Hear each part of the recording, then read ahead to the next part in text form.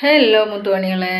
അപ്പോൾ എടാ, phone addiction എന്ന് പറയുന്നത് നമ്മളെ സമൂഹത്തിൽ ഇപ്പോൾ സ്ഥിരമായി കണ്ടുവരുന്ന ഒരു കാര്യമാണ്. ഫോണിന് അഡിക്റ്റ് ആവുക, ഫോണില്ലാതെ നമുക്ക് ജീവിക്കാൻ പറ്റാത്ത ഒരു കണ്ടീഷൻ വരിക, എപ്പോഴും നമുക്ക് ഫോണിൽ ആരെങ്കിലും ഒക്കെ വിളിച്ച് സംസാരിച്ചു കൊണ്ടിരിക്കണം, അങ്ങനെ തുടങ്ങിയിട്ട് ഒരു ഫോൺ അഡിക്ഷൻ മനുഷ്യർക്കുണ്ടാവുക എന്ന് പറയുന്നത് സ്വാഭാവികമായിട്ടുള്ള ഒരു കാര്യമാണ്.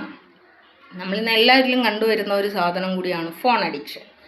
അപ്പോൾ ആ ഒരു ഫോണ് നമ്മൾ തുടരുത്, അല്ലെങ്കിൽ നമ്മൾ സ്ഥിരമായി യൂസ് ചെയ്യുന്ന ഒരു ആപ്പ്, അല്ലെങ്കിൽ നമ്മൾ സ്ഥിരമായി യൂസ് ചെയ്യുന്ന സോഷ്യൽ മീഡിയ, മറ്റൊരാൾ പറയുകയാണ് ഈ ഒരു സോഷ്യൽ മീഡിയ നമ്മൾ യൂസ് ചെയ്യാൻ പാടില്ല എന്ന് പറയുമ്പോൾ സ്വാഭാവികമാണ് നമ്മുടെ മെൻ്റൽ കണ്ടീഷൻ എന്ന് പറയുന്നത് വളരെ ഡേഞ്ചറായിട്ട് മാറാറുണ്ട്. അതായത് നമുക്ക് ഏറ്റവും ഇഷ്ടമുള്ള, നമ്മളെപ്പോഴും ഇൻവോൾവ് ആകുന്ന ഒരു കാര്യത്തിനെ മറ്റൊരാൾ തടയുമ്പോൾ നമുക്ക് ആ തടയുന്ന വ്യക്തിയോട് ഭയങ്കര അമർഷവും ദേഷ്യവും തോന്നുക എന്ന് പറയുന്നത് സ്വാഭാവികമായിട്ടുള്ള കാര്യമാണ്, അല്ലേ? അപ്പോൾ അങ്ങനെ വരുമ്പോൾ നമ്മൾ എന്ത് ചെയ്യും? ഈ വ്യക്തിയെ ഒഴിവാക്കാൻ വേണ്ടിയിട്ട് ശ്രമിക്കും. അതായത് നമുക്ക് ഏറ്റവും പ്രിയമുള്ള ആ ഒരു മീഡിയ യൂസ് ചെയ്യുക, അല്ലെങ്കിൽ ആ ഒരു സാധനം മൊബൈൽ നമ്മൾ കളയുക എന്നതിലുപരി അവിടെ സ്നേഹം നിലനിൽക്കുന്നുണ്ടെങ്കിൽ ചില കാര്യങ്ങൾ നമ്മൾ അടിച്ചേൽപ്പിക്കുമ്പോൾ, അല്ലെങ്കിൽ നമ്മുടെ പങ്കാളി ആയിക്കോട്ടെ, നമുക്ക് ഏറ്റവും ഇഷ്ടമുള്ള ആളുകളായിക്കോട്ടെ, അവിടെ സ്നേഹമുണ്ടെങ്കിലാണ് അവർ പറയുന്ന കാര്യം നമ്മൾ അനുസരിക്കാൻ വേണ്ടിയിട്ട് ശ്രമിക്കുന്നത്.